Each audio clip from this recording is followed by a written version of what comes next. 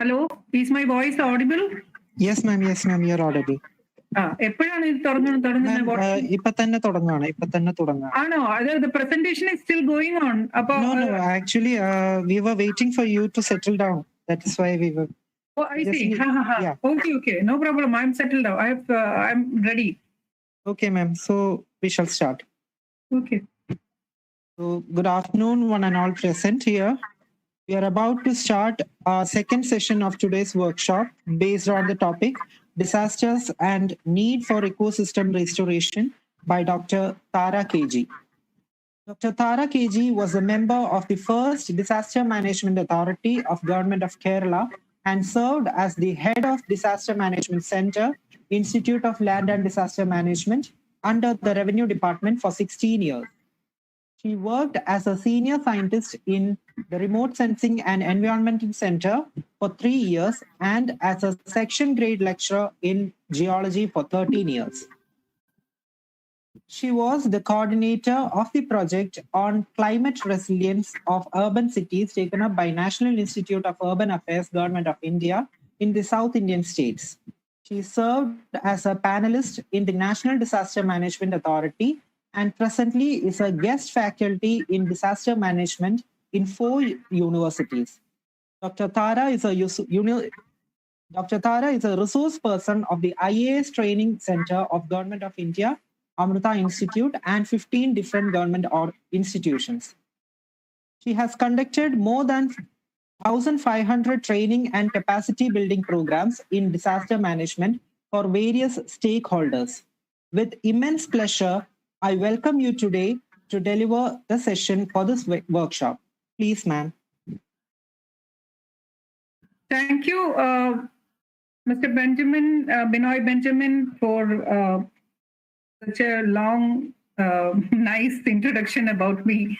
And I'm happy to join your sessions, and I've not been able to listen to what has been going on in the morning because I was busy preparing my presentation. So I think we have only 1 hour left.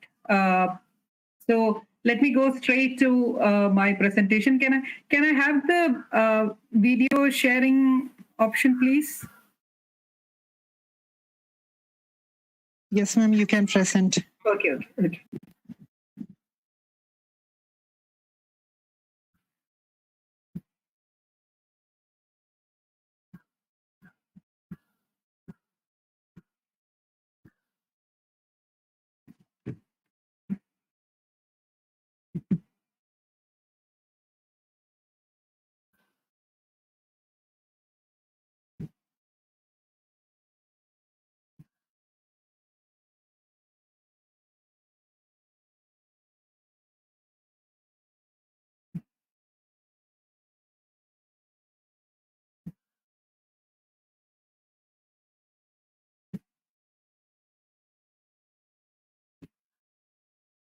Is my screen visible to you?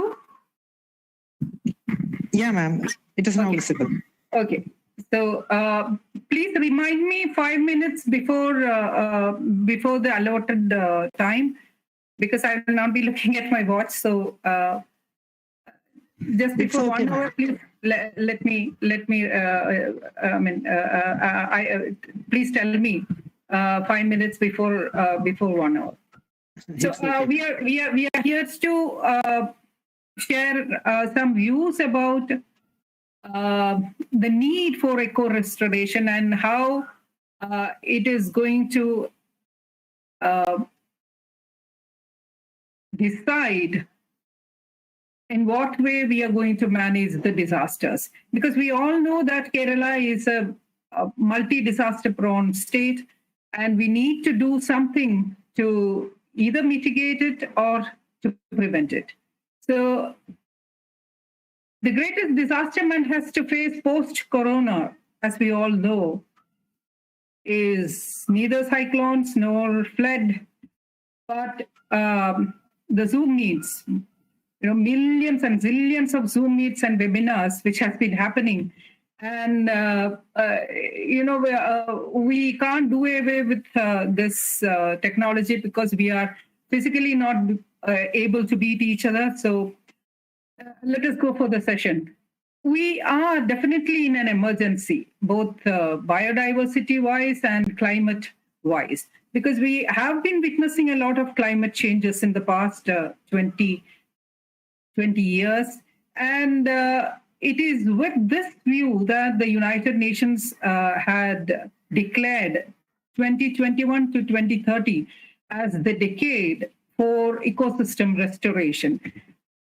And what do we mean by the term ecosystem? It is just a combination of all the living and non-living things in a specific area. So it can be the forest ecosystem, it can be the desert ecosystem, grassland ecosystem, marine ecosystem, freshwater ecosystem. Multitudes of ecosystems do coexist. And we are just part of any one of these or any one of these ecosystems, depending on where we are.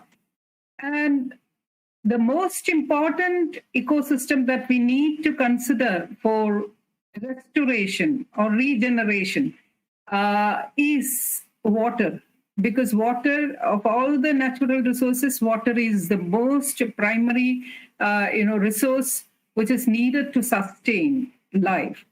And we all know that only 0.3% is available to us, because the rest of it is either in the form of oceans or trapped as glaciers or snow, etc. So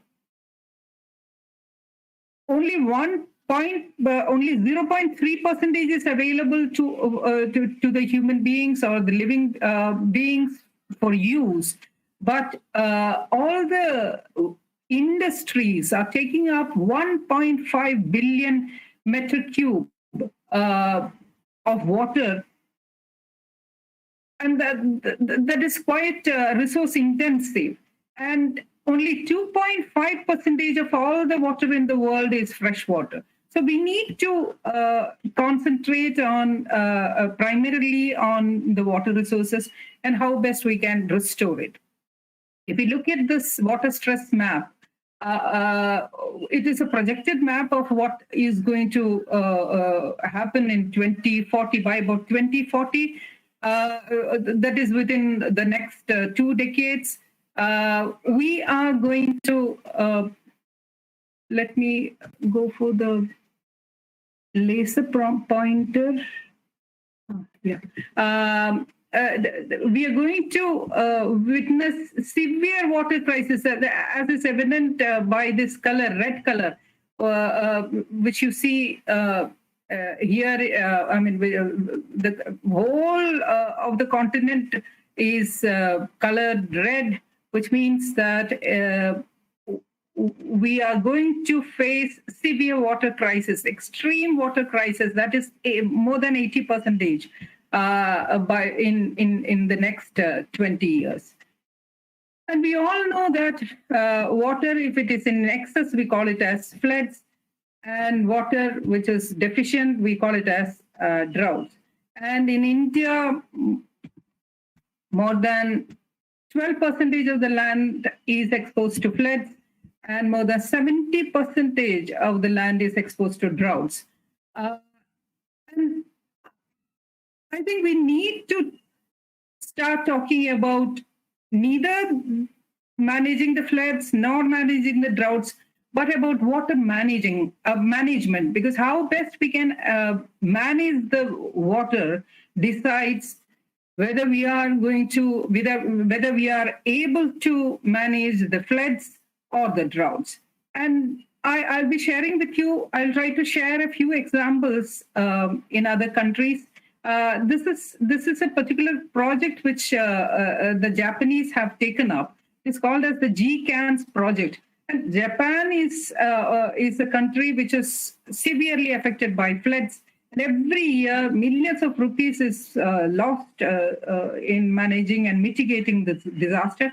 So GCANS project is constructing huge, reservoirs beneath the ground and connecting it to the existing rivers or water bodies, And some tunnels even run up to 6.5 kilometers. So 6.5 kilometer long tunnels connect this reservoir to the existing water bodies. And these huge reservoirs are 70-meter height and 30. They have a width of 30 meter. And it is said that a space shuttle can be fitted inside this reservoir. It is so huge. And if you look at the, to take a look at the interior of these reservoirs, huge pillars support the structures, and each pillar weigh about 500 tons. And it is considered to be an engineering marvel in the world. So what they do is that during flood times, they divert all the excess of water into this reservoir, and during drought seasons, they channel these water from the reservoir to the rivers. So this is being implemented in Tokyo, and they are going to emulate this in other parts of the country. And talking about engineering marvel, we are also not far behind, because in India, especially in Mumbai, in the last flood, Mumbai train was seen running literally on water. So we are also not far behind the Japanese. And we need to have some kind of planning. And I would like to share with you some examples from Uganda, which is, considered as one of the least developed countries. It is in East Africa, and 780 million people do not have any access to safe drinking water. And what they did is that, they collected data about how much time it will take for each person to go and collect the water, what is the impact on their health, and how much time is being wasted, so on and so forth. And they have come up with water conservation plans in most of the hospitals, schools, offices, and households. This is the data that they have collected as a part of the planning. Each student in a school, they have to walk at least 1.6 kilometers to fetch water, and 1.5 hours is utilized, is wasted in doing so. And they have to carry two jerry cans, 10 liters and 25 liters, to carry this water. And if you consider the weight per liter of the water, look at the specifics specific data that they have collected. If you consider the weight of the water per liter, every student or each student will have to bear a load of 50 to 80% of their equivalent to 50 to 80% of their body weight. So time lost was also calculated as 165 hours per year per person. So this kind of very meticulous planning is happening in a least developed country like Uganda. And what they did is that I think this message is applicable to Indian planning, because if Plan A fails, remember there are 25 more letters.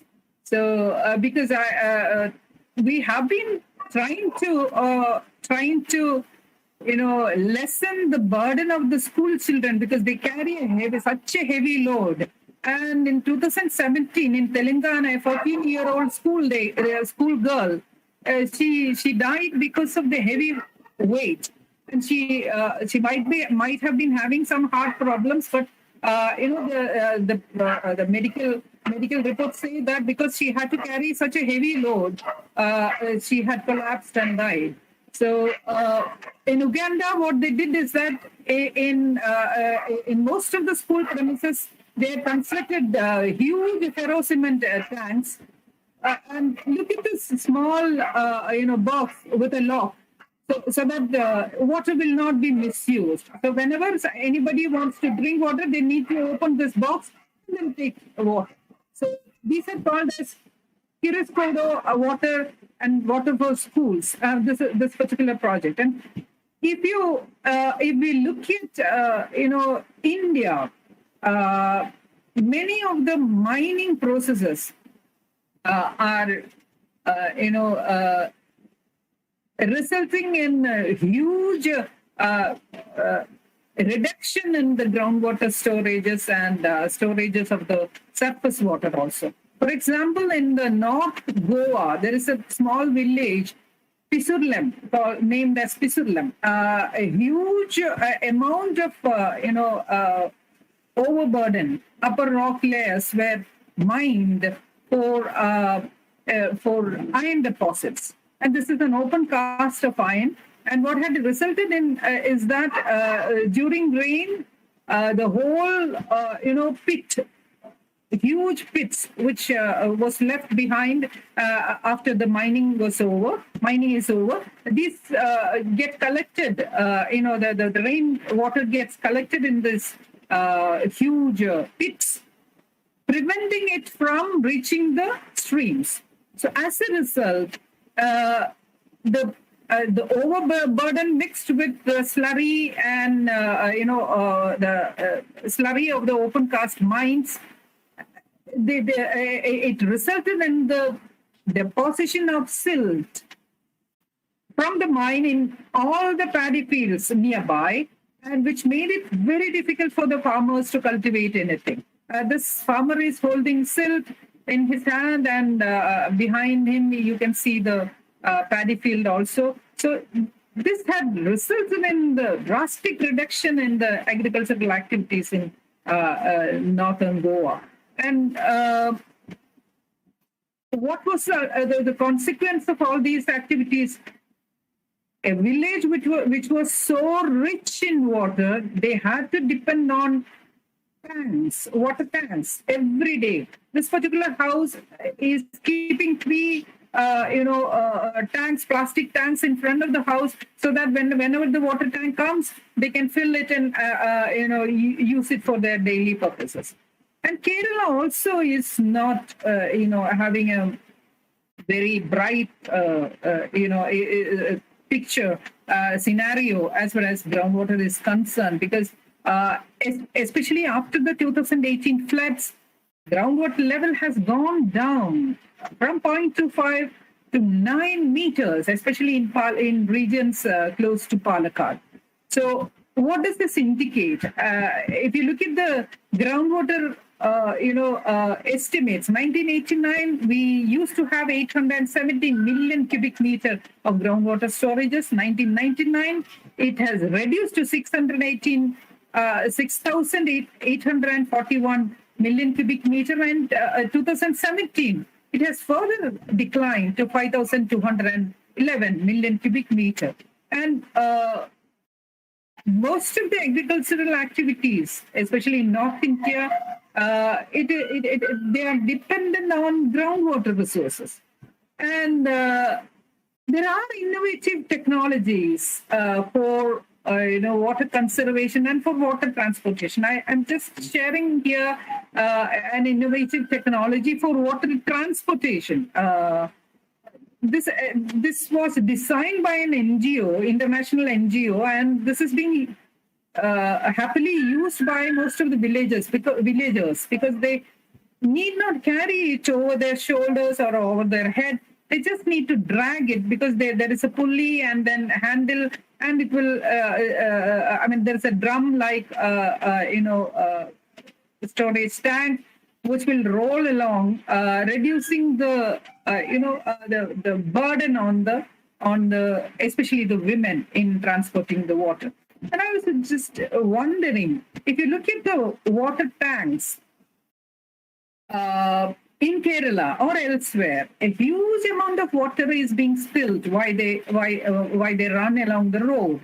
And it is estimated that 20,000 liters of water is being spilled over the water tanks in Hyderabad, because the data is available only from Hyderabad. I do not know the data. I think no study has been undertaken in Kerala. So this is a report from Hyderabad that 20,000 liters of water is being wasted while these water tanks run, on the roads. Why is not being spilled when you transport oil or milk? It is because they have metal sheets inside, which prevents the this splashing of the liquid while the tankers run. So and we are considered to be the most literate state in the country, but the amount of water that we waste every time we fill a tanker lorry, or when it runs, or when it distributes the water, is so huge. And we are people with a lot of imagination. Immediately after the corona, people started to sell parathas in the form of mass, especially, it was widely seen in Trivandrum, shops. This is an innovative, method of making parathas. And people who are so literate and so creative, it is very unfortunate that we are not able to come up with a solution for preventing this, spillage of water.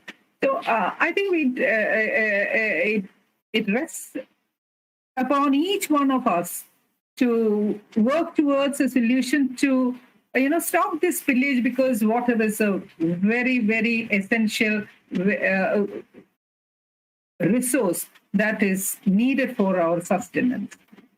And apart from individual efforts or technological efforts, we need some policy initiatives also in eco-restoration. We look at the paddy field data.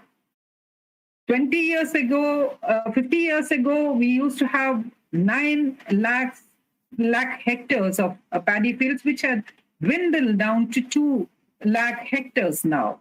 And a paddy field, we know that each hectare can hold 20,000 liters of water.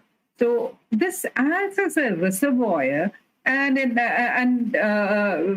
when the water collects in the paddy field, it goes down, it seeps down, and form a part of the groundwater. And it can, it can be later taken during the time of a drought season also. So, or for agricultural purposes. The main reason why the groundwater level has gone down in Kerala is also because the topsoil has been eroded away in the 2018 floods. We know that the topsoil is the loose soil, which will allow the percolation of water into the into deeper levels. And once the topsoil is eroded, no percolation or seepage into the groundwater table is possible. And Kerala land has, it is declared that it has become 80% more prone to soil erosion. So what can we do to eco-restore the soil? All the nutrients are being lost in soil erosion, and soil erosion is estimated to be 16 tons per hectare. That's the present data. And water cannot be retained, and which will have a long-term impact on the groundwater storages and water availability also. And what we need to do to restore this is to go for massive rejuvenation in the upper catchment area, because that is where the rivers originate, and it is there that we need to concentrate and conserve water. So rejuvenation of the forest is the main thing that we should go for. And look at China, what they are doing, because we all know that any tree or any plant can hold water 90 times its weight. So if you have more trees or more plants or more grass, the amount of water that is being lost into the road, creating a flood, it can be reduced. So what they did is that they are creating forests in the cities. Wherever available space, wherever the space is available, they are creating, vegetation and, forests. So this is a particular project called as Forest Cities. And China is showing us how best the floods can be controlled, because most of the water, most of the rainwater will be absorbed by these plants and the trees, and only the balance amount will be available for as the runoff. So that's reducing the extent of floods. And the developmental activities also are creating resulting in atoll, especially in the case of water, groundwater, both surface water and groundwater, because we are converting all the greeneries into built-up lands. And when you have a concrete structure over the soil, the amount of water that percolates down into the soil is again limited, is very much limited. And all the developmental projects, if you look at the Indian scenario, all the developmental projects are happening in villages which are close to the forest. There are about 650,000 villages in India, of which 150,000 are close to the forest. And it is the rights of the tribals that, and their livelihood that are being affected when you come up with the construction of a dam or any other developmental projects. And if you look at the coal mining scenario, 80% of the blocks are home to indigenous people. And we have recently read reports about the ministry, central government ministry, planning to sell 41 coal mines, and 500 coal mines are also auctioned. For 41 auctioned and 500 coal mines are also in the list to be sold. And mining lease was increased from 5 years to 10 years. And the amount of destruction that it is going to cause to the environment is so huge. Because 60% of the country's forest cover is in tribal districts. Altogether, there are 218 tribal districts in India, and especially in the northeastern border.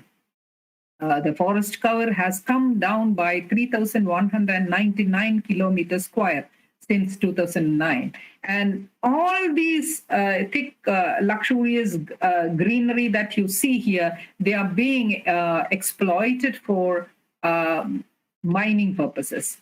And when we look at other disasters like, earthquakes, that also causes some degradation in the environment. And if you look at Kerala, the whole region falls in Zone 3. Zone 3 is shown in yellow, as yellow in color, and these blue-colored areas is the least probable areas as far as earthquakes are concerned. These yellow-colored areas are moderate intensity earthquake zones, and these are high-intensity zones, these red-color areas, and these are next to next to these red areas. These come second in place, and these are third in place, and these are the least probable zones. So entire Kerala is susceptible to moderate intensity earthquakes. And what is the responsibility of the engineering community? Because we know that a huge number of houses are being destroyed or partially collapsed, in either whether be it in floods or cyclones or earthquakes. We are yet to experience earthquakes, but in floods and cyclones, we have lost a huge number of houses. So the Kerala government has come up with a plan to construct. I think they under Rebuild Kerala, they do talk about constructing houses on pillars or stilts because it is considered to be flood resistant. And some engineering colleges, they have also come up with the idea of amphibian houses, especially that this has been tried out in Munro Turut Island. This is an island in Koilong, and it's slowly sinking. So what they did is that these engineering college students, they did that they have constructed a house whereby with some floaters beneath, which helps to for the foundation to float whenever there is a flood, and it will sink back to the original position after the flood water recedes. So I think this was done by the Barton Hill Engineering College people. So, but the problem here that we need to be aware of is that when we talk about eco-restoration, every single land is to be brought back to its utility. We can't just discard a region saying that, oh, it is flood prone or earthquake prone, so we need not construct anything here, because land is such a precious, resource, and we need to utilize or improve the existing land to the extent possible. And any building which is built on pillars, we know that if an earthquake happens, they will be the first to collapse. And these are called as soft-storied buildings. Any building which is on pillars is called as soft-storied buildings because they will be the first to collapse during an earthquake. So, what do we need to do? We have to come up with a multi-disaster resistant construction for the buildings. We do have a seismic building code, which was brought in the year 1993, and a cyclone code in 2004. But we are yet to have a design for buildings which are resistant to multiple disasters. So I think the responsibility lies on the engineering faculties to come up with a building code, which is resistant to more than one disaster. And we also need to, when we talk about eco-restoration, we also need to talk about alternative building materials, because these are very, very limited. These resources are very, very limited, especially in Kerala, because a huge number of illegal quarries also have come up. And can we think about any alternative building materials? And it takes 50 lakh years for a rock to form, and for the rock to get pulverized into sand, it takes 3,000 to 4,000 years. So it takes that long, for the rock to form and for the sand to form. So we have to use it judiciously. And can we think about alternative resources? There are reports that copper slag, India is producing 6 to 6.5 million tons per annum. This is a byproduct in thermal power plants. This can be utilized as a substitute for sand. Actually, the entire copper slag that we produce as a byproduct of thermal power plants is being exported to Singapore.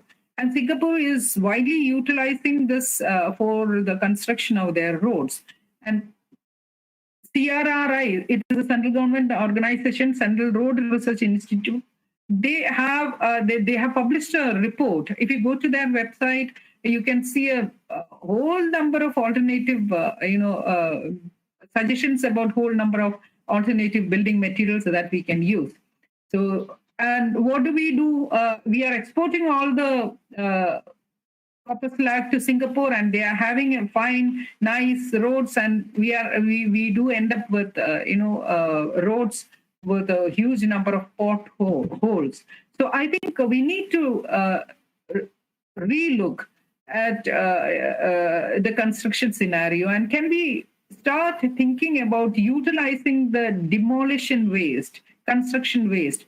Because if you look at the Delhi statistics alone, 15 lakh tons of this demolition waste is being produced per annum. So can these be reutilized for building? And bamboo as an option also has not been thought about much. India is second in species-wise, is holding the second rank. China is leading. They have the maximum varieties of bamboos, and this bamboo is proven to be resistant to both cyclones and also earthquakes. So can we utilize it for load-bearing structures? This has been experimented in some of the developed countries. So can we utilize this as a bridge where heavy traffic is happening? So can we start utilizing these existing resources for eco restoration? And we also need to start thinking about having multi-purpose structures, because whenever a flood is happening, we relocate all the vulnerable people to schools or existing other public buildings, and as the flood water recedes, they go back to their dwellings. But if we have permanent structures which can serve as cyclone shelters, or during flood, they can as a rehabilitation center, and during the non-disaster, disaster-free times, these can be, if they can be utilized as marriage convention halls, or holding such functions, ceremonies. These are we need to, I think, come up with ideas about multi-purpose structures, because resources are limited and land is limited. So and we also need to come up with policies. I think we need to act as a pressure group so that the government come up with some policy limiting the number of houses that one person can have, and limiting the space or aerial extent that each can have for his house. Because 33% of Indians live in an area less than the space available in US prisons. So we can't be wasting space, and we can't be wasting the natural resources. Use only what is absolutely essential. And in this context, I would like to show this gentleman's photo. We all know who he is. And he has a small house in Mumbai, which the cost is also very small, 5,600 crore rupees only for this 24-storied building. The saddest, part of it is that only 3 helicopters can land on top of the rooftop. And that's a sad state of affairs, because a person like Anil Ambani's or Mukesh Ambani's house, only 3 helicopters means such a sad state of affairs. So I think this is one room, photo. Only this room is, there is a permission to photograph only this room. So this is this is available in social media also. This is just one room in that 24-storied building. And the question is anybody living there? And the answer is no, nobody is living there. Because I think an astrologer warned him after the completion of the these 24 stories. Then an astrologer warned him that if you live in this house, you will not be able to increase the price of the petrol and diesel day by day. So it is best to leave it unoccupied. And think of the amount of concrete and amount of sand and rock this man has wasted. And there are millions without a roof over them in Mumbai itself. And we are also not far behind. Kerala also is quite known for their, tendencies to show off, especially when it comes to the buildings. This is a building very near to Kavalapara, an area where a place where the massive landslide happened just 2 years ago, and just one family is staying here. And look at the waste of land and the resources, which I think only a policy intervention at the government level will be able to put a stop to this misuse. And now the central government also has come up with an environmental policy that no environmental clearance is needed for construction of new projects up to 150,000 square meters. The existing figure is 20,000 square meters, and 7 times it has been increased, and no environmental clearance is needed for construction of any structures which covers 150,000 meters square. And the previous government also has come up with a lot of developmental projects in ecologically sensitive areas. One among them is the 7-kilometer long tunnel in Western Ghats, Wayanad to Kozhikode. This is a 900 crore rupee project. It is such an ecologically sensitive zone. It goes through the forest area, which is marked by so many landslides, and biodiversity wise, highly, very rich biodiversity wise. And what does this tunnel do? It will reduce the travel time by 7 hours. And when you consider the ecological impact of driving a tunnel through the ecologically sensitive western zones, I think you need to compare and come to a judicious decision whether is saving 7 hours more important, or preserving or conserving the ecology of an area more important. That we need to decide on ourselves. And because we all know that Kerala is very close to the ocean or the seas, and we are not very relief wise, we are not much above the mean sea level, just 4 to 5 meters above the mean sea level. And the prediction is that in the next 80 years, we are going to witness a 12 to 40 centimeter rise in the water level, which means that Kerala being a thin, lean state, this is going to pose a huge threat especially in the coastal region and the midland area. And conserving the marine ecosystem is also very important, because they sustain, they have a crucial role in sustaining our lives. About 1/3 of oxygen is being provided by the phytoplankton, or these vegetation in the oceans. So, and they also offer, the oceans also offer 300 crore jobs in India, and they earn 6 lakh crore revenue per annum. So, but unfortunately, because we have been so negligent of these ocean ecosystem, especially because of rapid urbanization and a huge number of industries that have come up along the beach side, these sulfur dioxide and carbon dioxide, which is being emitted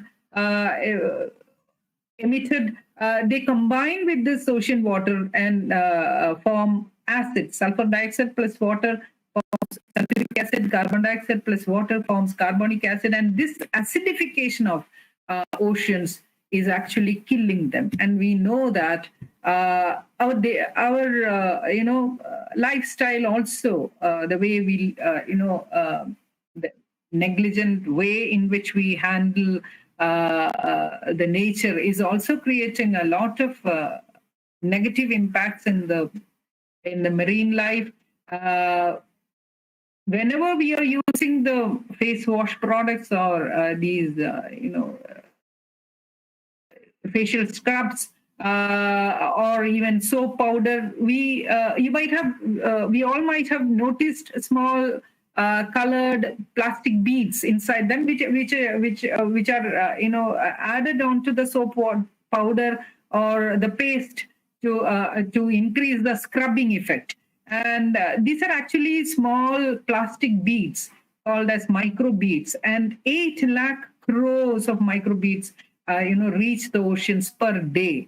And what is the impact? All the marine life is, they digest them, they swallow them, and it is predicted that by about 2030, that is 10 years from now, most of the fishes will be having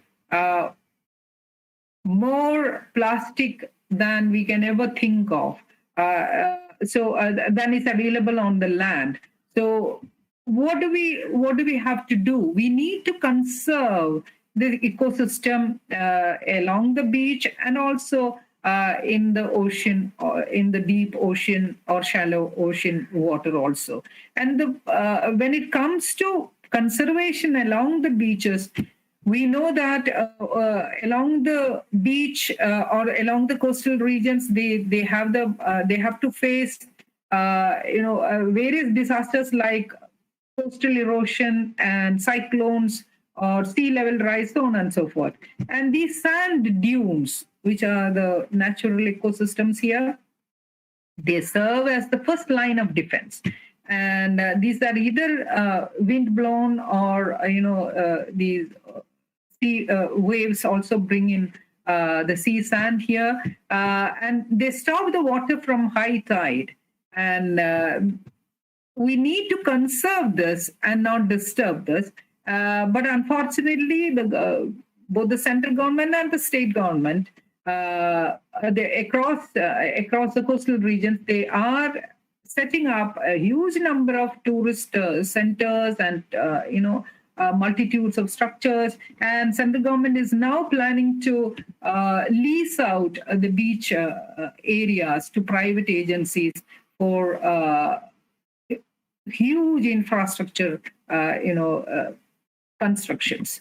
And last but not the least, we have to talk about air pollution, because that is the most essential thing apart from water that we need to sustain life. And we have Indian cities are the most polluted, are notoriously known as the most polluted cities in the world. And 15,000 premature deaths are being reported from Delhi in the last 10 years. And China built, and recently, China is also having the same problem of air pollution, and that is I think China they have having the highest pollution impacts, and we are next to them. China has recently built the tallest air purifier. It is it's considered to be the world's tallest air purifier. It can purify an area about 300 square kilometers, around this purifier. So this has been quite effective in controlling the air pollution in China. And what did we do? We built the tallest statue, which is running to 3,000 crore rupees. And instead of prioritizing the needs, it is so unfortunate that we are, shifting our priorities and then, wasting the money in totally unwanted projects. And remember that optimum utilization of all these resources are very important, because if you just look at the hunger index, we are 100th in the world, and there are only 119 countries, and we are occupying the 100th position. It's such a shameful state of affairs.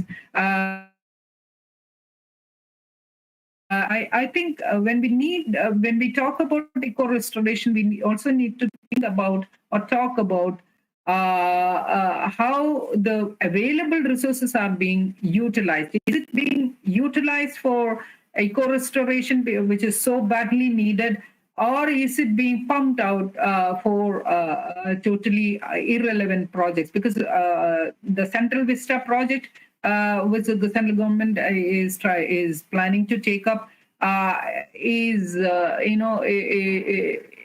to demolish all the existing structures, especially the parliament, and then build a new parliament. And the total budget estimate is 20,000 crore rupees. And this work is being given to Tata Group and not to any government officials. And we also need to start thinking about how best we can convert the adversities into advantages. And this is especially what the engineering community should be doing, because I would cite the example of Singapore, where the storm water, a huge amount of storm water is, they experience the storm water, during flood seasons. And what they do is that they store it in underground, the huge tanks. They divert it into these huge tanks and then reuse for their, domestic purposes. And can we think about converting all the existing drains, modifying the concrete drains into drains which can allow percolation of water? Will it solve the issue of excess of flood water accumulating over the ground? Will it create a more recharging of the groundwater? These things I think we need to look into. And these are the stormwater drains where the excess of water can be diverted underground, and this can be channeled into underground storage tanks. This is what is being done in Singapore. And we also need to come up with some kind of solutions for our existing problems. Because in landslide, we have seen that we didn't have any ground penetrating radar. So any electronics or communication, the engineering students or faculties, we need to work on, finding out or inventing some equipment which will allow to detect life underneath the debris. This equipment had to be brought from NGRI last time, and still we still do not have an equipment here now. So another requirement is that the fishermen, these are the people who saved thousands of lives in the last flood, and they still do not have a warning system. And this is a device which is developed by ISRO, but the main problem is that this is attached to the boat, and the main problem is that this allows only one-way messages. That is, the authorities can inform the fishermen when there is any disaster, any warning is to be given to them. They can tell them, but the fishermen, they cannot, reply, or they cannot inform the authorities. It allows only one-way communication. So I think we as a community, we need to think about solving all these existing problems. And this has a limitation of 20 nautical miles. And these fishermen are now using mobile phones which have 50 nautical mile, coverage. So they're already using this, but I think we need to improve upon the existing warning devices. And at the individual level, apart from the government initiatives and other policy and technological interventions, we need to change at the individual level also. Can we start about thinking about removing the tiles that we already have in our premises, or saying no to tiles? And can we think about saying no to napkins, paper napkins, because for 500 rolls of napkins, we need to cut down 48 fully grown trees? Can we think about changing our plastic, pens, and shifting to ink pens? And can we say no to plastic straws? Because these plastic straws very carelessly discarded. They reach the oceans, and it is affecting the lives of the these poor animals. This is a sea turtle, and a plastic straw has been stuck into its nose, which makes it very difficult. These are rescue, volunteers. They are trying to pull out that plastic straw from its nose, and look at the struggle that this poor creature has to undergo. So let us be more ecologically sensitive, and we have. It is said that we have about 100 billion galaxies. 1 billion is 100 crore. So we have so many number of galaxies, of which our Milky Way is just one small, part of it. And we need to, it is very important that we learn to coexist with other creatures. Because the earth does not belong to human beings alone. These these animals came before us, so it belongs to them, and we are the intruders. And when you talk about spiders, the moment we spot a spider, we kill them. But the spiders are the friends of farmers. They prey on the aphids, which is an enemy of the farmer, and because they destroy the crops. They eat and destroy these, aphids or these worms. So, and we have to be aware of the fact that if one species becomes extinct, it is just like a web. And if one is missing, it will have long-term, impacts on our existence, our own existence. Because especially after the 2018 floods, it was reported that Travancore bush frog, 87 species became extinct in Kerala, and we also have to read it along with the WHO report that wherever these frog species have been reduced, these green colored areas, wherever this has been reduced, malaria and dengue fever has gone up, because we all know that frogs prey on the mosquitoes.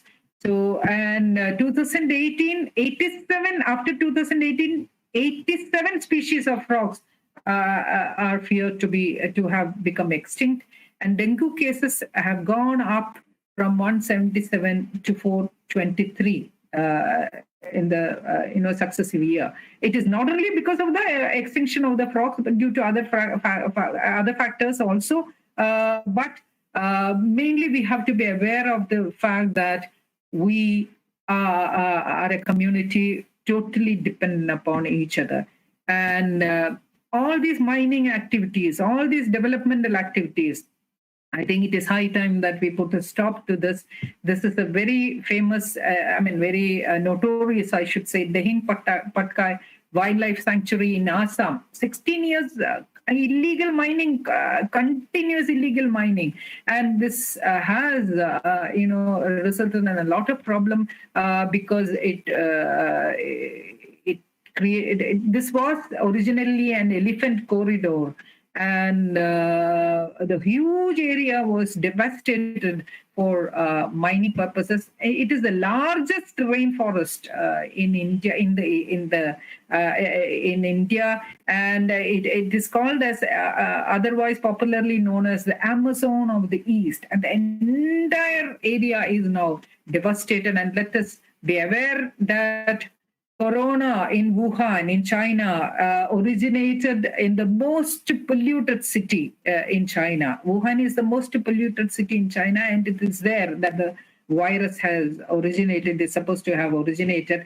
And these developmental activities in our country, which is extending into the deep forest, because all the coal mines which are going to be auctioned are in deep forest areas. We do not know what unknown pathogens, fungi, and insects are there in the deep forest areas. And it is said that because of this encroachment into the developmental activities extending into the dense forest, zoonotic diseases are going to increase by 30% in the coming years. We know that Ebola virus is one of the zoonotic diseases which created a lot of havoc. And this was because of the eating of civet, wild civet, and the same impact we can expect here also. And I think apart from the politicians, also the communal leaders, also religious leaders, also are creating. I mean, they are doing. They are violating the rules. Sri Ravi Shankar in 2016, he held a World Cultural Festival along the banks of the Yamuna, and 7-acre stage was constructed, and National Green Tribunal, which is a Government of India appointed body, they said that 120 crore compensation needs to be paid because of the rampant damage that has been created on the has been caused on to the Yamuna banks. 300-acre floodplains on the west bank, 120-acre on the eastern side, totally damaged, irrecoverably destroyed. But no money has been so far paid as compensation, and 200 farmers, they lost their livelihood, and completely the area was bulldozed, and they were given a meager amount of 26,000 rupees. Another religious leader who has violated all existing environmental laws is Isha Foundation leaders. According to a letter from the Forest Department, Isha has, since 2012, they have constructed unlicensed construction of 427,000 square meter within the yoga center campus. And he has recently constructed a huge concrete, this idol of Shiva. And the Central Accountant General, CAG report in 2018, that report says that between 1994 and 2008, Isha Foundation has constructed illegally, occupying 32,856 square feet in the protected area of Buluwapatti village. And after obtaining a permission only from the village panchayat for a huge structure like this, environment building activities, they should have gone for environmental clearance from the Government of India, which they didn't do in the initial stage. And after a long fight, they have now got, post-construction, they have received some permission from the Government of India now, after completing the construction. So I think we need to raise our voice against political decisions. We need to raise our voice against these religious leaders. Whenever we find these, illegal activities, and let us also try to combine modern technology with traditional wisdom. Because this village man, instead of using a selfie stick, he is using a whatever, an innovative technique. And we have to learn to live with limited resources. Let us go by the Chinese model. And nothing much has been changed over the past few years. But I think we need to be at least as sensible as animals, because here I'm going to share a video of a wild bear, which is walking past the traffic cone, and this road was newly constructed in the forest area, and look at what it is doing. It is just setting right the traffic cone and walking past. So I think we need to be at least as sensible as other animals, and because we have only one Earth, and there is no Earth B, Earth A and Earth B. Just like we say Plan A and Plan B, there is no Earth B. This is the only planet that we have to coexist with other living and non-living beings. Thank you very much for your time, and wish you all success for your seminar. Thank you. Thank you so much, ma'am. Now it is a time for the participants to interact with our speaker. Participants, you can either unmute and ask the questions if you have any, or you can post your queries in the chat box.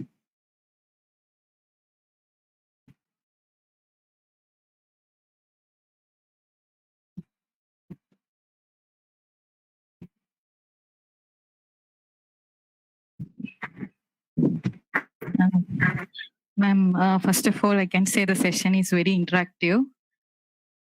Is it audible? Yes, ma'am. Sorry? Yes, it is. Okay.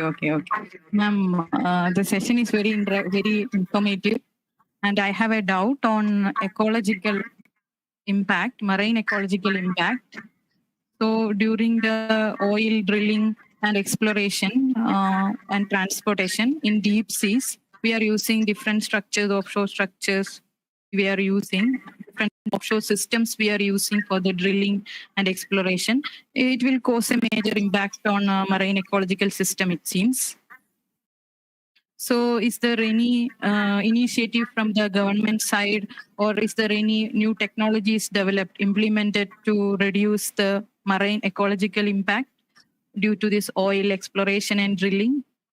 Absolutely not. Not much has been done, and not much can be expected to be done also, because environmental. Recently, the central government has come up with an environmental impact assessment notification that no environmental clearance is needed for any infrastructure building, or be it mining, or be it exploration purpose. No environmental clearance is needed for starting the process. And earlier it was that people can, before the onset of the project, we can file a complaint. Any person can file a complaint and then raise their voice against a project. But now the whole, all these facilities have been, all these provisions have been removed, and they have implemented the draft and notification, and which I think it is about to come into full force in the coming months, which does not require any, it does not require to undertake any kind of environmental impact assessment before the starting of the project. So the huge massive scale of exploration which the central government is planning, especially along the coastal region, offshore regions, in Kerala, Tamil Nadu, Andhra Pradesh, and all the South Indian coastal zones, and also in Lakshadweep and Andaman and Nicobar Islands.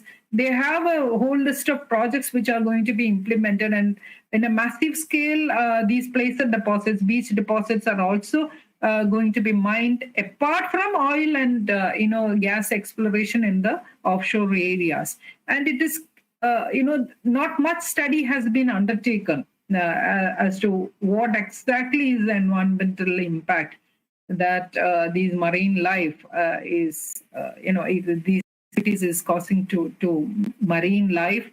And now that the draft this notification modification has been implemented, we can't expect that much will be done in future also. I think we need to hold hands together and then raise our concerns over such activities, because it is our lives also which is being, which is at risk if these go, unhindered. And so the answer to your question is that not much study has been undertaken, and mostly it is now being given to private agencies. Had it been given to government agencies, we could have at least expected some kind of adherence to existing environmental laws. So this now is being hugely to Adani. All these exploration activities is being given to Adani and also Ambani. These two persons have been granted permission for these offshore, oil and natural gas exploration, and all the private sectors are now, rendered into the background. So that is the existing, situation now. Okay. Thank you, ma'am. Ma'am, there has a question that has come up. Ma'am, do you feel that irresponsible environmental policy was the reason for landslides that took place in Kerala during 2018 floods? Do you feel that implementation of Gadgil report could have minimized the damages? Can you share your views on this? Absolutely. I agree to your, to your view that Gadgil report, following Gadgil report would have solved most of the issues, environmental issues in Kerala. But unfortunately, we have politicized this report and then diluted it so much that this Kasturi Rangan report, which was, which later modified the existing Gadgil report, and the Women v. Women's report, they had diluted it to such an extent that it is as good as non-existent. These report, I mean, it is not effective when it comes to environmental conservation. So had we been able to follow Gadgil committee's report, I think it would have been, it would have made definitely some positive changes. And irresponsible environmental policies, yes, I think for a major share is the environmental policy and, lack of environmental policy. Apart from irresponsible, environmental policy, I would also term it as lack of policies, because we still do not have a land use plan, land use policy, which is so essential for a state which has very limited land. The aerial extent is only 38,862 square kilometer. So we have very limited land. So we need to come up with a land use policy which clearly specifies where exactly construction activities can happen, where you need to leave alone the the land, and where exactly you can have a green patch, where exactly you can have a pond, so on and so forth. I mean, this has to be specifically planned. So we are yet to have a land use policy, and that is what we all should be, striving at as a community. We have to come together and then act as a pressure group, so that the government will come up with land use policy sooner or later. Ma'am, one more query that has come in the chat box.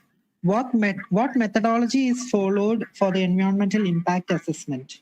Environmental impact assessment, now a committee is constituted, just like in the state. The environmental impact assessment committee exists in the state. Just like that, a committee exists at the central government level also. And, at the state level, this committee, this expert committee, so-called expert committee, is being appointed by the state government. So people who are close to, the ruling political party, they will find a place in mostly in these environmental committees, and it is they who decide which which project should be sanctioned, should be sanctioned, and which not to sanction. And most of the times, these expert committee will not be able to go to the field to verify whether all the requirements have been, all the environmental requirements have been satisfied or not. And mostly it will be based on the paper, these project reports. And there is no system for monitoring also. I mean, close monitoring is needed. So I think we need to go for a structural change in the existing situation. Like we should have representatives from the community also. Any project in the area where the project is going to be implemented, representatives from the community plus these expert members should, collectively decide whether the project is beneficial or not. So at present, there is not much of a provision, and the environmental laws have been diluted so much that, as I had pointed out in my presentation, 20,000 square meter was the earlier limit. Now it has been increased to 150,000 square meter. For construction, for any construction which occupies 150,000 square meter, you do not need any environmental permission now. So I think we are going from bad to worse. So there is also one more suggestion. There is no point in blaming each other about how much corruption contributes to current situation of India. Why other countries could perish with limited resources? Why not India? Not perish, but flourish. It should be flourish, I think. So because I think you rightly, said that corruption is the main reason, and as so long as we are silent to this, ongoing corruption, we will have to, face the consequences also. But the moment I think we have to react, I think collectively, not individually, because often the reactions are, not in a collective manner. So people don't come to your, support when you take up a common issue. So I think we need to do something and collectively start protesting against these, irresponsible way in which we handle the nature and the ecosystems, because we definitely, face a grave threat to our existence. So it is high time that we start changing our attitudes also. So,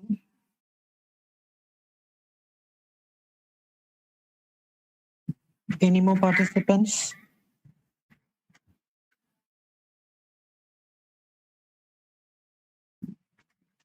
government is the main authority who have taken care of these things, but they are only breaking and changing the rules according to their benefits. True, but are we participating in the Grama Sabha, at each, village level, panchayat level, there is a, the people can, there is a provision for each individual to participate in the planning process. Not that they are going to listen to us, but at least do we go for such meetings? Do we, are we being informed? Have we started to ask the authorities why we are not being called? It is the elected members who sit in one place and then decide over the what developmental projects to is good for us or what is not what is bad for us. Instead of that, if we start compelling them that we also should be party to these decision making process. There is a provision, existing provision, which we are not utilizing. So partly we also are to be blamed for not taking up our responsibilities. So I think it is a collective process in trying to change ourselves. We ourselves are not following most of the rules and trying to change ourselves and also trying to change the government. I think it is a collective process.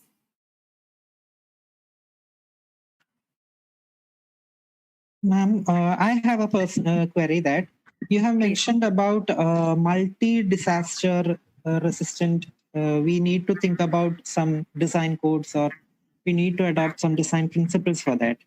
Actually, these seismic and cyclonic activities are actually unpredictable to a certain extent, right?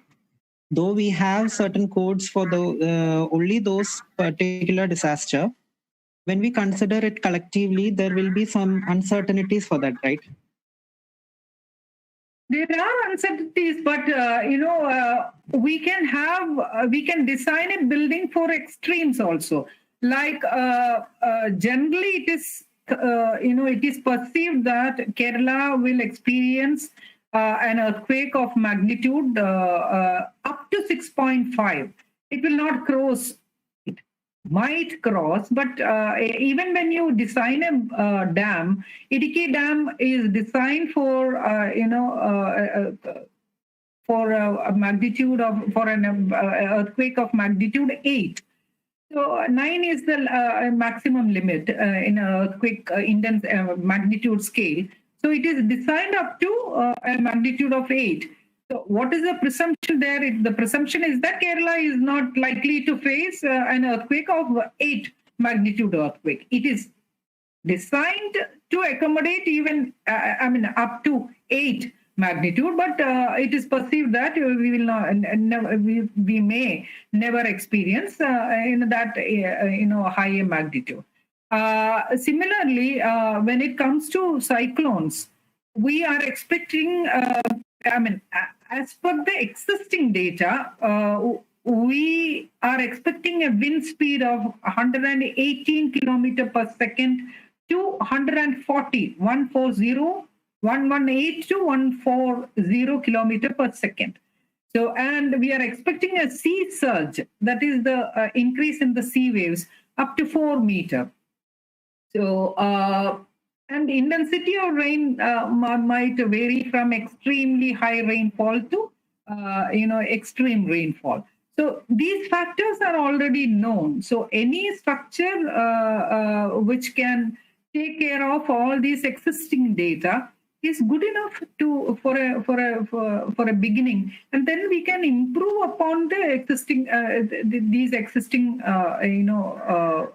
structures or building codes later, as and when it comes, because we can't be totally preventing a disaster, because these are all natural disasters, and we can only try to mitigate or lessen or reduce their impact.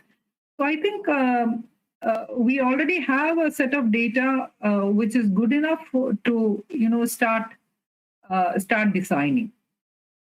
We have to take care of mostly the cyclones. It has a building design which will resist the cyclones, a building design which will resist the earthquake effect. There are two movements. One is horizontal movement and the other is vertical movement in an earthquake. So both these effects are to be taken care of. And also wind, cyclone, and also flood. So these three, I think we have to collectively deal with. Even the central government has not come up with a building design. I mean, they have come up with a separate design for tsunami-resistant buildings, separate building design for cyclones, separate building for building code for earthquakes, but not a design for multiple disasters. I think we are intellectually supposed to be capable of coming up with solutions, because Malayalis elsewhere, international level, we are coming up with global solutions. So I think if we have a will, I think we will have a way. Thank you, ma'am. Any more participants? Any more queries? Good afternoon, ma'am. Good afternoon. Ma'am, am I audible? No, I think there is some disturbance. I mean, can you stay a bit away from the mic? I think then your voice may be clearer. Hello, is it okay now? It is better now. Okay, ma'am. As there is no way, so we need to take initiative. I think your voice is breaking. Can you do it? As you said, yes. Okay, ma'am. Okay, ma'am. I'll type it.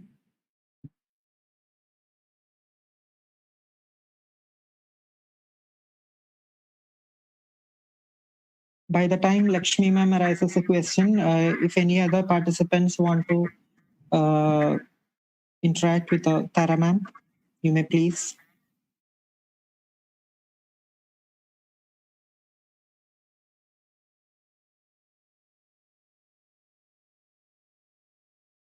We also have a powerful tool here, I mean, which can effectively use. I mean, I wanted to mention about it. There is something called as the Disaster Management Act, which was passed in 2005 by the central government, and we have adopted it in 2006. So as per the Disaster Management Act 2005, we have every right to ask the government to protect our lives and also our property. It is a responsibility of the government to protect our lives as well as our property. So we can also write to the government, especially to the district collector, a letter asking him to tell us whether any building code is existing for to cater to multiple disasters, and if it is not existing, how much time will they need to come up with a new code, and if it is already with them, we can even ask them to share it with us. So these things are, there can be asked as our right. It becomes as a part of our rights as per the Disaster Management Act. So I think we can also effectively use this as a good weapon. We can write to the, suppose we are living in a vulnerable area, and if no survey has been undertaken about the risk factors or the vulnerability factors, and you want the government to act, we can use the Disaster Management Act as an effective tool. You can code this act and then ask the government to do to take whatever measures in reducing the impact, either reducing the impact or in preventing it.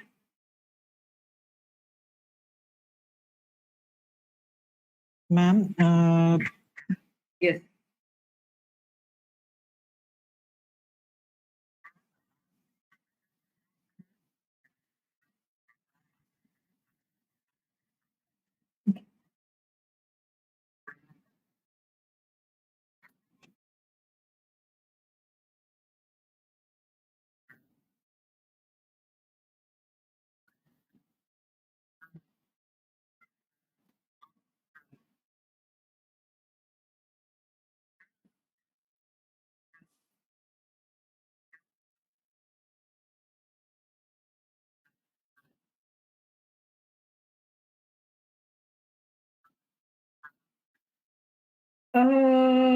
Basically, what is happening at the central government level, all the activities are available either at NIDM, www.nidm.nidm, National Institute for Disaster Management, nidm.gov.in.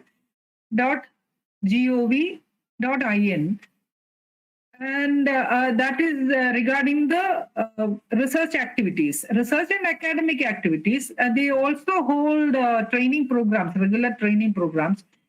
And all the policy decisions are available, like the guidelines for cyclone-resistant buildings, or communication, how to make communication easier, or warning, effective warning, dissemination during disasters. All these, they have brought out several reports. They means NDMA, National Disaster Management Authority. At the central government level, Prime Minister and 9 members constitute the National Disaster Management Authority.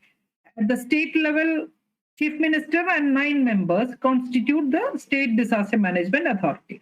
So any information that you need at the central government level or at the national level, you can either go to www.ndma, National Disaster Management Authority.gov.in, or NIDM, National Institute of Disaster Management.gov.in. Or at the state level, the state government Disaster Management Authority has a website, or and also a Facebook account. So you just have to type out SDMA Kerala, www.State Disaster Management Authority. That is a short form, that is the expansion of SDMA. So www.sdmakerala.gov.in. So these are the main websites from where you can have some idea. And also then individually you have to look at the disaster management plans of each district.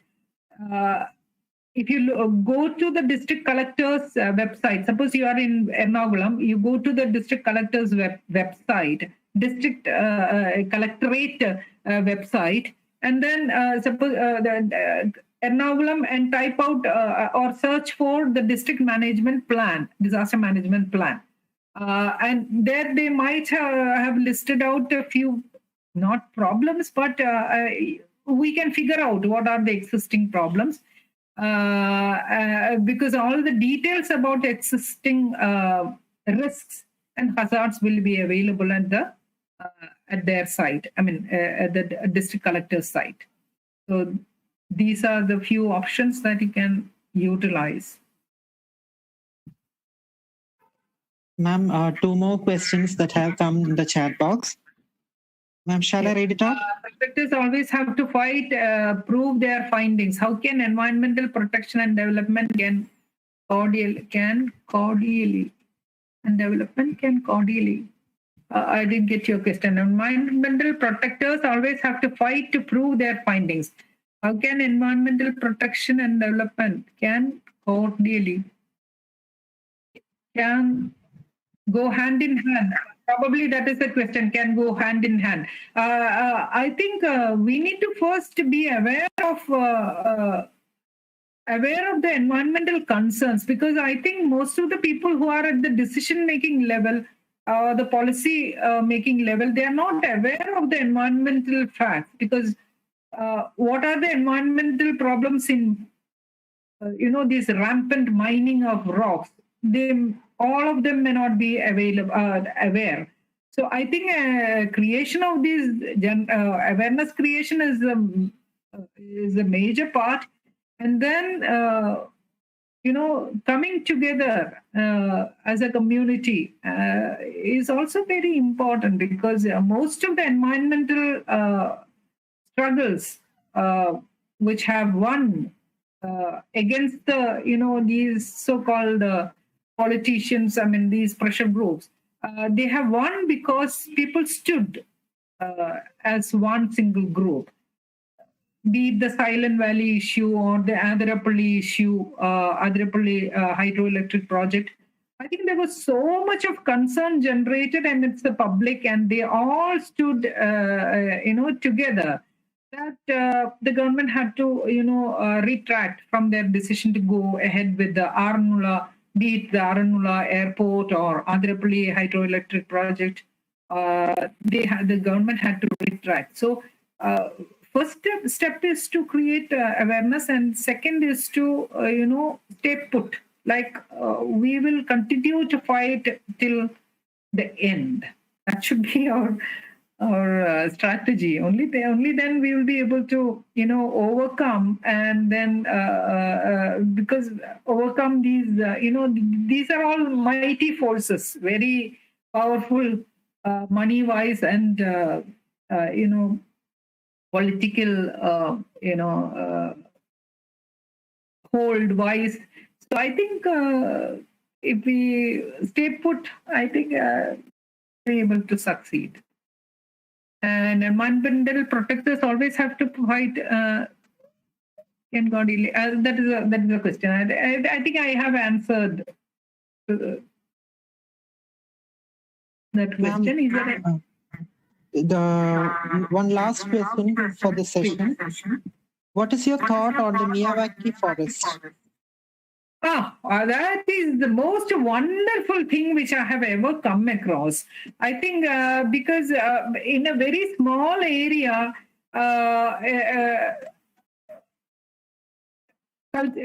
planting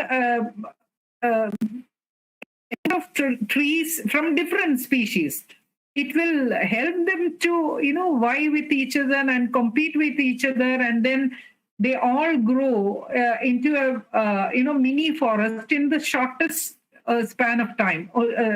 Originally, a forest will take 30 to 40 years to grow into a real forest if you plant seeds and the seedlings. But a Miyawaki forest, that concept is that in a small area you plant a number of different species so that they compete with each other. I mean, it's just like human beings, they also compete with each other, and then a forest is created in 5 to 6 years or maximum 10 years.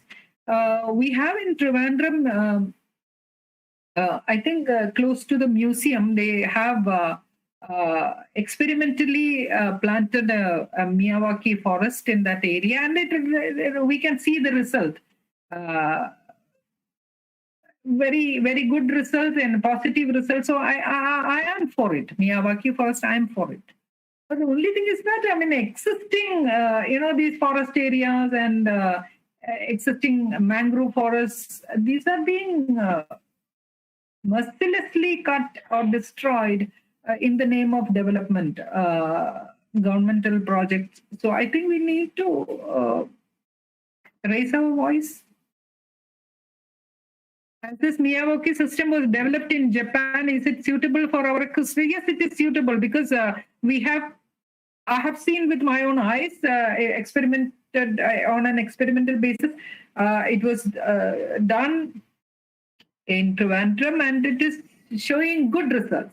And many individuals also have, experimented with this idea, and they also have found that it is a very good technique. So I have reasons to believe that it will work here also.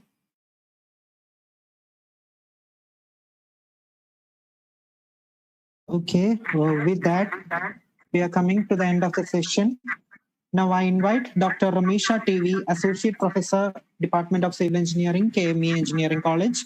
One more question. I mean, Reggie Mohan, what about forest cities of China? Can we too adopt it in cities like Delhi, Mumbai, etc.? Why go to Delhi and Mumbai? We can have it in Ernakulam also.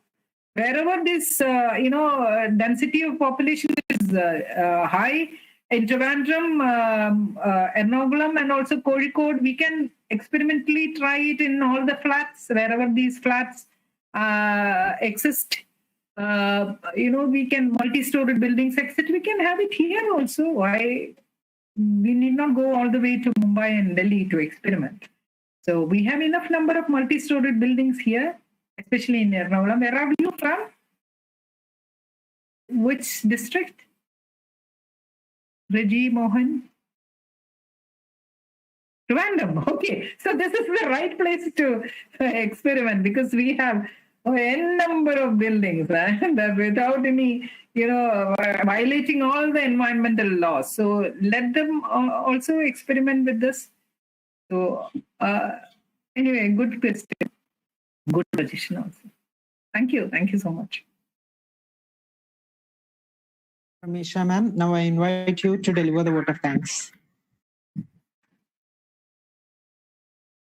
Good afternoon, all. I would like to express my sincere thanks to our eminent speaker, Dr. Tara ma'am, for accepting our invitation in spite of her hectic schedule and delivering an excellent session on the topic disasters and need for the ecosystem restoration. Thank you, ma'am, for the wonderful and very interactive session.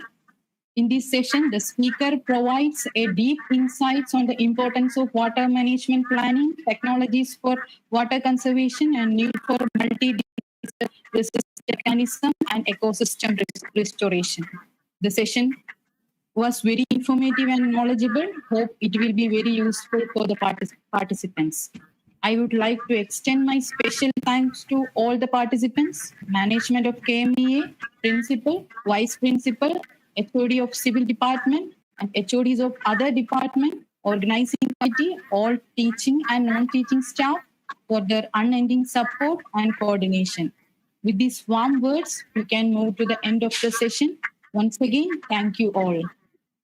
I think I have crossed all the time limits. I was allotted only 1 hour, but I have crossed over to almost 2 hours. I am sorry for that. And thank you very much for this patient listening and for giving me this opportunity to share a few ideas with you. And I really wish that at least some, as an engineering community, various disciplines, we all can work together to find solutions to at least some of our existing problems. So thank you so much. Thank you so much, ma'am. Dear participants, so we have come to the end of today's session. Tomorrow, we'll be starting with the first session by Dr. K.V. George and by 11 a.m. So kindly requesting all the participants to join on time. And the feedback link of this session is posted in the chat box. Please do fill it. Once again, thank you all.